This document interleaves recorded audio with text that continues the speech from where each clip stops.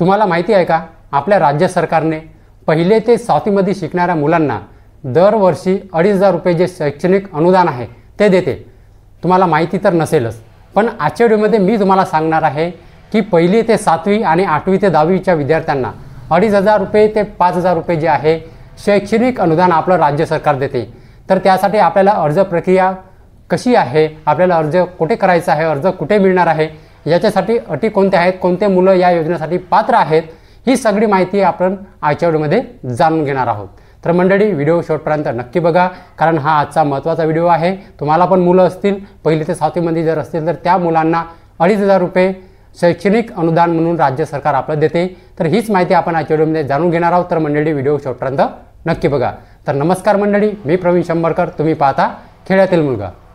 महाराष्ट्र बांधकाम व इतर कामगार कल्याणकारी मंडळातर्फे राबविण्यात येणारी E01 योजना ही नोंदणीकृत बांधकाम कामगारांच्या पहिल्या 2 पाल्यांसाठी आहे। पहिल्या 2 पाल्यांसाठी म्हणजे पहिल्या 2 मुलांसाठी आहे। या योजनेअंतर्गत इयत्ता 1 ते 7वी पर्यंत शिकणाऱ्या विद्यार्थ्यांना दरवर्षी 2,500 रुपये, तर 8वी ते 10वीच्या विद्यार्थ्यांना 5,000 रुपये इतके शैक्षणिक अनुदान दिले जाते। ही योजना कामगारांच्या मुलांसाठी शिक्षण घेण्यासाठी एक आर्थिक आधार देणारी आहे। शिक्षणातील गळती रोखणे, विद्यार्थ्यांना शालेय खर्चासाठी प्रोत्साहन देणे आणि त्यांच्या शैक्षणिक प्रगतीस हातभार लावणे हा या योजनेचा मुख्य उद्देश आहे। या योजनेचा मुख्य उद्देश नोंदणीकृत बांधकाम कामगारांच्या मुलांना प्राथमिक आणि माध्यमिक शिक्षणासाठी आर्थिक सहाय्य पुरविणे हा या योजनेचा एक मोठा उद्देश आहे। शिक्षणामध्ये नियमितता ठेवण्यासाठी आणि आर्थिक अडचणीमुळे त्या मुलांच्या शिक्षणामध्ये अडथळा येऊ नये म्हणून ही जी योजना आहे ती राबविली जाते। आता या योजनेची पात्रता काय आहे, कोणकोणते मुलं या योजनेमध्ये पात्र आहेत ते बघा। जो अर्जदार आहे तो नोंदणीकृत बांधकाम कामगार असावा।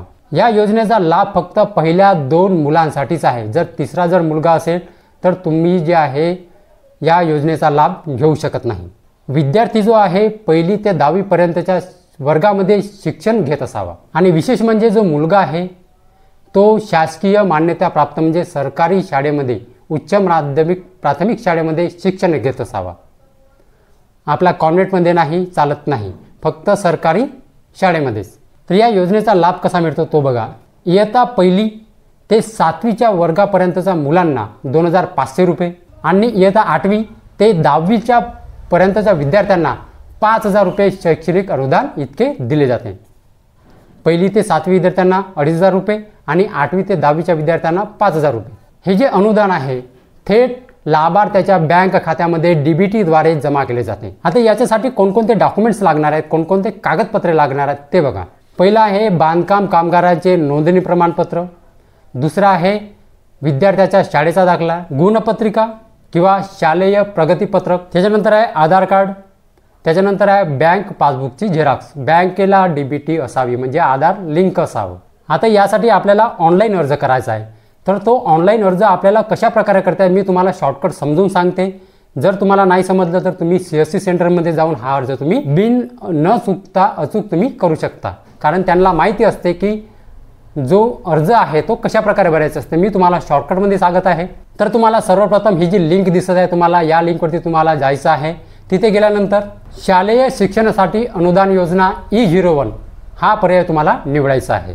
जी फॉर्ममध्ये आवश्यक माहिती आहे ती आपल्याला भरायची आहे आणि डॉक्युमेंट्स सांगितले आहेत ते तुम्हाला अपलोड करायचे आहे। अर्ज सबमिट केल्यानंतर याची जी छाननी आहे ते मंडळामार्फत केली जाते आणि जर अर्ज मंजुरीनंतर जर अर्ज आपला मंजूर झाला तर जे अनुदान आहे शैक्षणिक अनुदान ते आपल्या बँक खात्यामध्ये DBT मार्फत जमा केले जाते। जर तुम्हाला ऑफलाईन अर्ज करायचा आहे तर तो जो फॉर्म आहे तुम्हाला कुठे मिळेल, मी डिस्क्रिप्शन बॉक्समध्ये त्या फॉर्मची मी लिंक देत आहे। तुम्ही तो जो फॉर्म आहे तो डाउनलोड करून तुम्ही ऑफलाईन अर्ज करू शकता। जो ऑफलाईन अर्ज आहे तो बांधकाम कामगाराच्या विभागामध्येच हा जो अर्ज आहे तुम्हाला अर्ज भरून आवश्यक कागदपत्रे जोडून जे डॉक्युमेंट सांगितले ते जोडून तुम्हाला तेथे नेऊन सबमिट करायचं आहे बांधकाम कामगाराच्या विभागामध्ये। ठीक आहे, ते आपल्या तहसीलच्या ठिकाणी असते किंवा जिल्ह्याच्या ठिकाणी पण ते असते। ठीक आहे, तर ऑफलाईन जर अर्ज तुम्हाला करायचा असेल तर तुम्हाला जे लिंक आहे मी डिस्क्रिप्शन बॉक्समध्ये तो त्या फॉर्मची लिंक देत आहे। तिथे जाऊन तुम्ही तो फॉर्म डाउनलोड करा, तो अर्ज भरा, जे डॉक्युमेंट्स आहे ते सांगितले आहेत ते जोडा आणि तो अर्ज सबमिट करून द्या। जर याच्याविषयी तुम्हाला अधिक माहिती किंवा काही मदत हवी असेल तर तुम्ही जवळच्या बांधकाम कामगार कल्याणकारी विभागामध्ये तुम्ही भेट देऊ शकता। तिथे या योजनेविषयी जे शैक्षणिक अनुदान योजना आहे याच्याविषयी तुम्हाला माहिती मिळून जाईल त्या बांधकाम कल्याण कार्यालयामध्ये।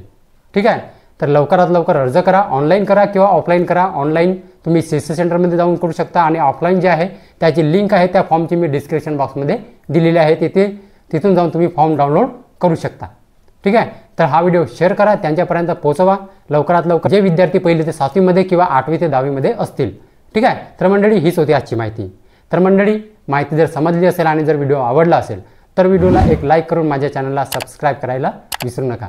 तर चला मंडळी, अशीच नवनवीन माहिती आणि योजनाबद्दल माहिती घेऊन भेटूया आपण उद्याला। जय हिंद, जय महाराष्ट्र।